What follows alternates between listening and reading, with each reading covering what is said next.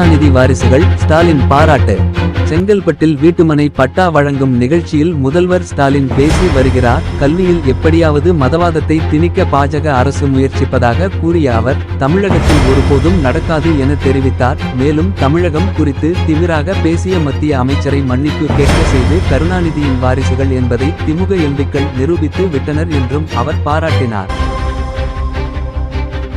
கொலை கொள்ளை கற்பழிப்பு நாட்டிலே இங்கதான் ஜாஸ்தி.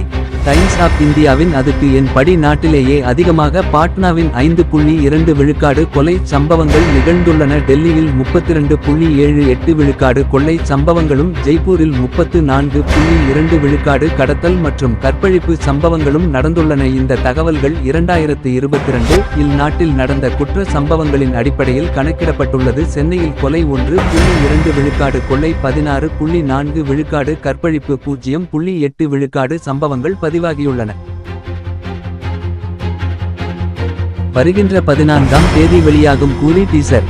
லோகேஷ் ரஜினி கூட்டணியில் உருவாகி வரும் கூலி படம் டீசர் வரும் 14ஆம் தேதி வெளியாகலாம் என தகவல் ஒன்று பரவி வருகிறது. அன்று லோகேஷ் கனகராஜன் பர்த்டே. மேலும் சுமார் 50 ஆண்டுகளுக்கு முன்பு மார்ச் 14 இல் தான் சிவாஜி ராவிற்கு ரஜினி என பெயர் வைத்தாராம் பாலசந்தர். இவற்றின் அடிப்படையில் டீசரை அன்று வெளியிடலாம் என படக்குழுவினர் திட்டமிட்டுள்ளதாக கூறப்படுகிறது. டீசர் குறித்து உங்கள் எதிர்பார்ப்பு என்ன? பிரபல ரவுடி வசூல்ராஜா சினிமா பாணியில் கொலை.